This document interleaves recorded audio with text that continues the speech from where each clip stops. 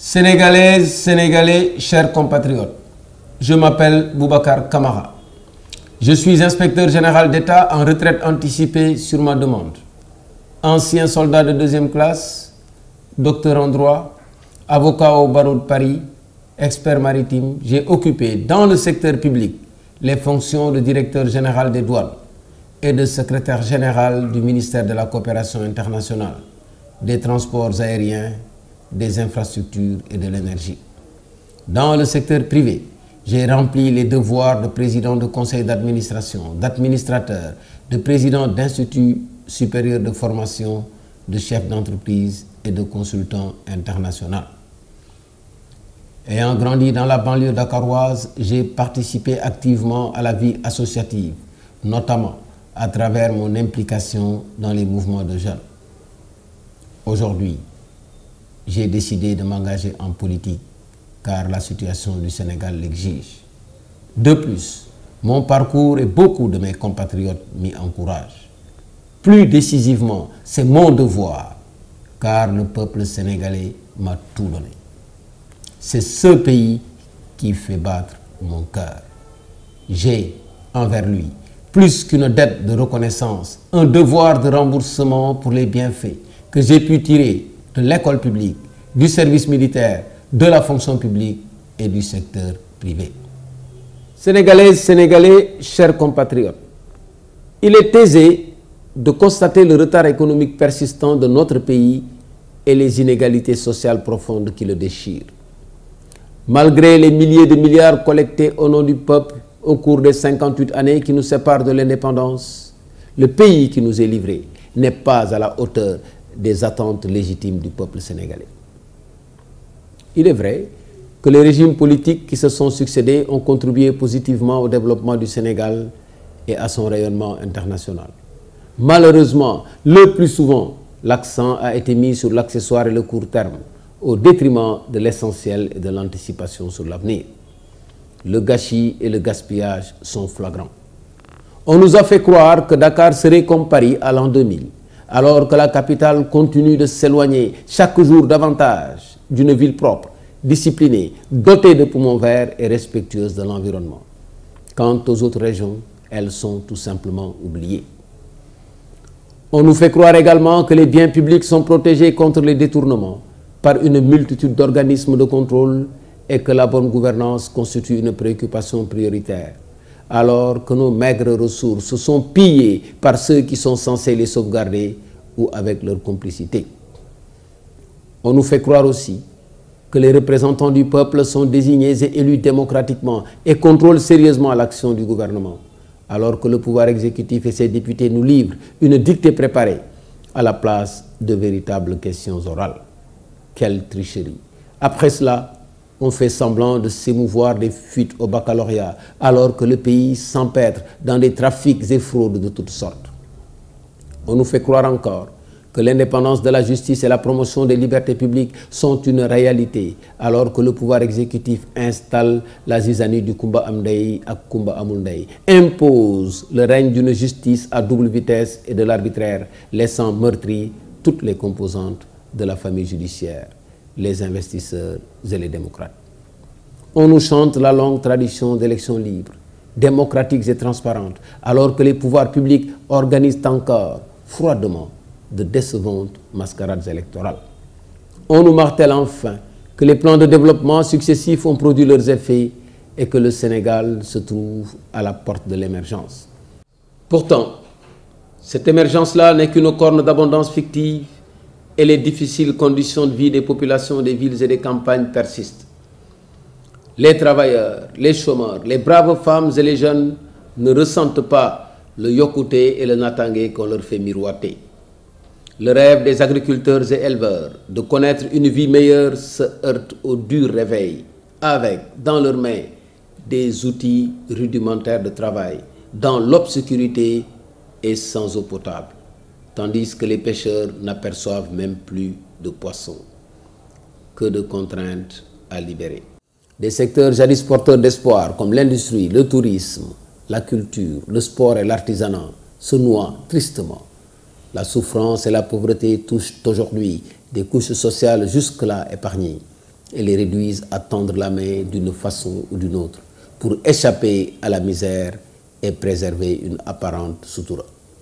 Les jeunes demeurent sans qualification, sans emploi, vivent dans l'oisiveté des communautés virtuelles autour du Attaya, baignent dans un chômage déguisé en s'adonnant à des métiers sans revenus décents, se livrent à l'exode rural ou se jettent en mer pour fuir l'humiliation. L'éducation, la santé et la recherche scientifique, dont la qualité se dégrade sous nos yeux, sont des secteurs handicapés par les frustrations du personnel enseignant, de santé et des chercheurs, s'ajoutant au manque de moyens financiers. Les gouvernants n'arrivent ni à clarifier les conditions d'aliénation des ressources naturelles, ni à justifier l'implication de leurs familles dans les projets publics et celle de lugubres lobbies d'ici et d'ailleurs, dans la gestion du foncier, du pétrole, du gaz, du zircon, de l'or, du phosphate et des ressources halieutiques, entre autres. Le désordre persiste partout, sur les routes, dans les stades, aux frontières, dans les lieux publics, dans les maisons.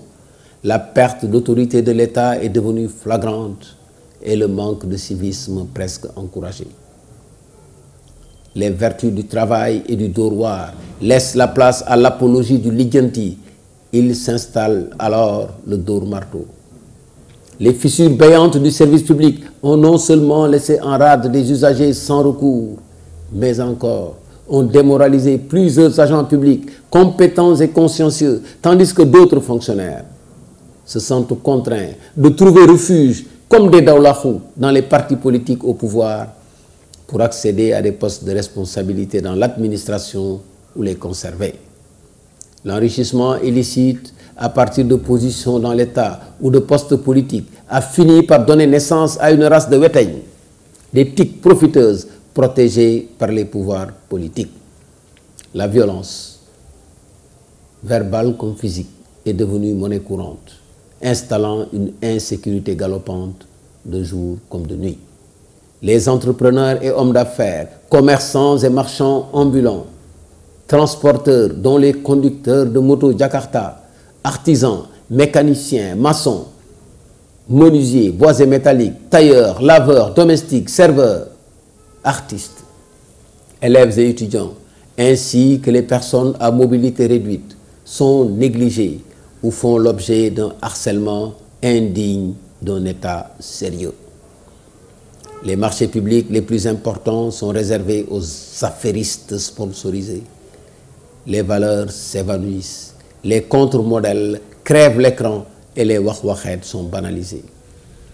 La transhumance politique pour se sauver de la réduction des comptes, de la mauvaise gestion, ou pour survivre économiquement rappelle le well, ce renard de sable dont la spécialité est d'alterner les trous.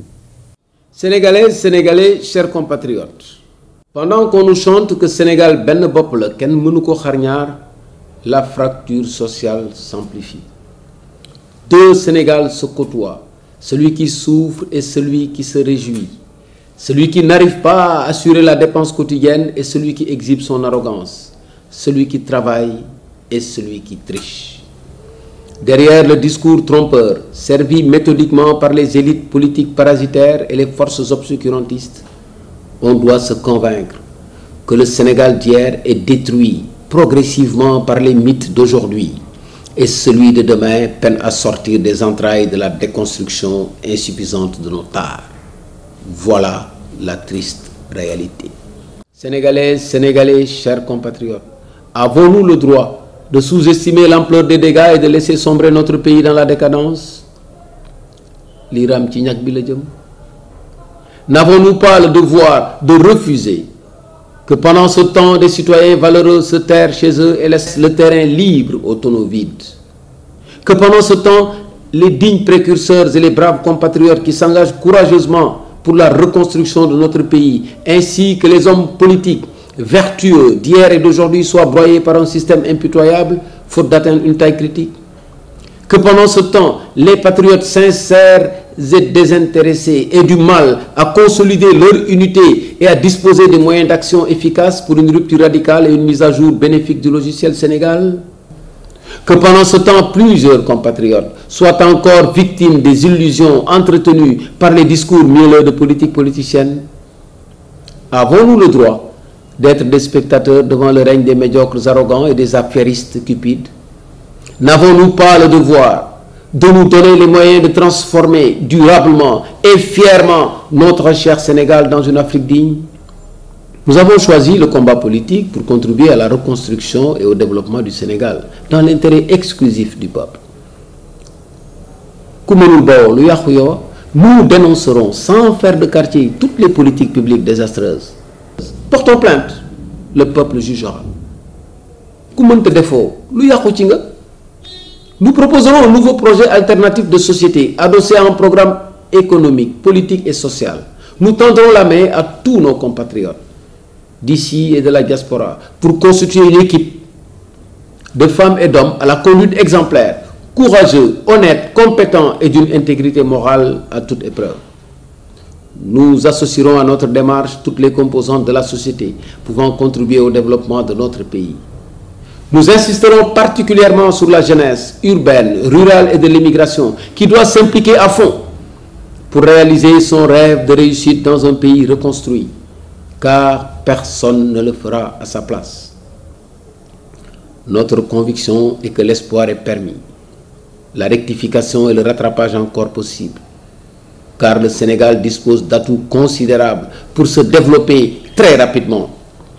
Des ressources humaines de qualité, des ressources naturelles, une riche histoire offrant de précieux modèles de vie spirituelle et temporelle, un environnement géopolitique et technologique favorable.